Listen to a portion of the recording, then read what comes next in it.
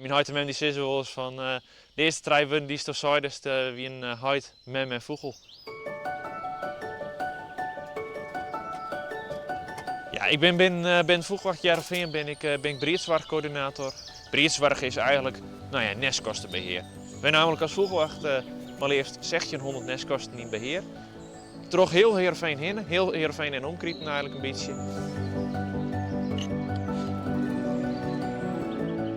Hoe vaak bist u aan de Jens? Ja, in het breedseizoen is het een keer als 3 in de week dat ik een rondje probeer te doen bij de nestkostendel.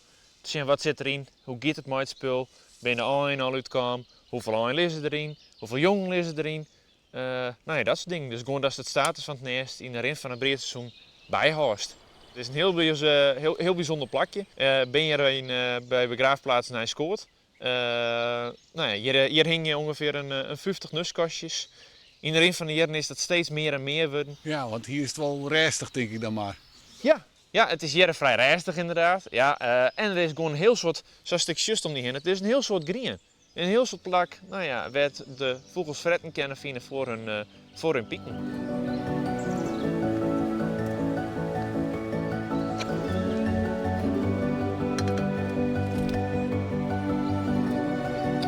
Och, er is al piekjes in. Hele lietse jong is erin. Wat heb ik met vogels? Ja, ik ben er al van liet zo'n, drok mooi. Of ik ken beter, het zit eigenlijk in mijn het. Mijn huid en mem die zeggen wel eens van de eerste 3 weken die is toch zei, dus wie een huid, mem en vogel. Ja, dat begon mij. Ik stond op een gegeven moment in de box bij de voorkamer bij het raam. Ik stond te springen en te razen van Heiti, er zit een mooi vogel in de tuin. Toen zit er de goudvink, die ziet in de tuin een spansje te forageren. Dus fretten te ziekjes is maar. En toen dacht mijn huid, ja, dan moet ik wel maar de jongen iets gaan aan met de vogels. Dus steeds meer en meer een boetentagong bij de jeugdvogelwacht kwam. Vanuit de jeugdvogelwacht ik een soort die mijn nestkastjes beheren, nestkastjes timmeren, nestkastjes ophingen, plaatsen voor de vogeltjes. En steeds meer een grotere leefde krijgen voor de vogels.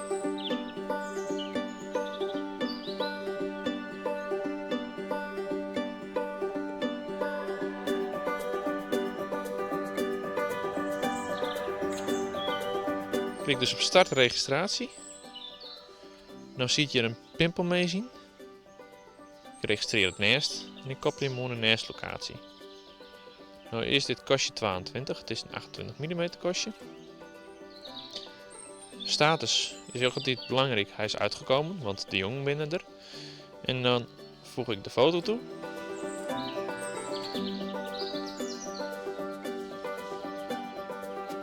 Die sla ik op.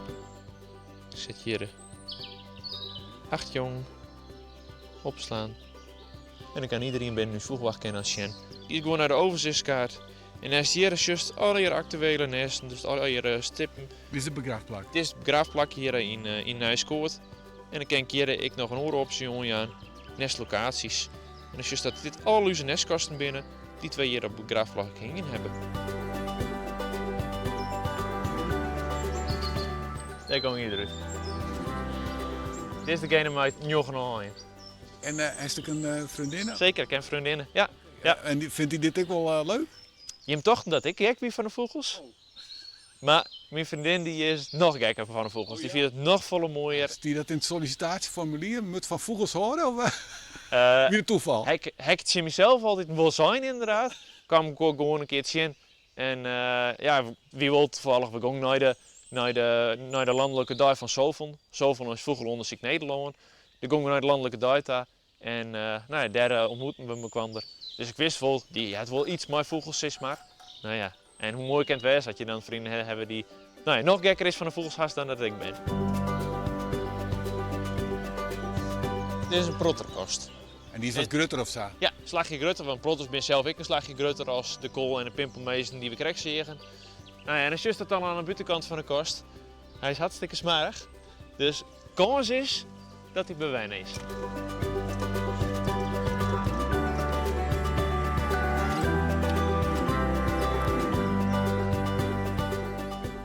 Deze fjouwer hele grote jongen liggen in de kast. Mijn huid is gek van de vogels. Mijn paken wie ik hartstikke gek van de vogels. Dan op Wednesday te midden wie ik vrij vanuit de basisschool. Om jou wat aan stond paken er bij de basisschool. Hier een plakje ballen voor me mooi. En dan, dan gingen we het veld in. Dus dan gingen we het ijsziekje, het lipijsziekje.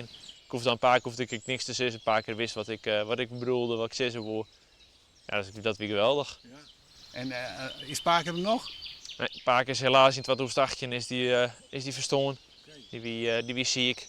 En dat ging helaas niet meer. Dus dat is voor mij ook wel een stukje naast achterliggende gedachte. We werden een keer op een begraafplak rondin.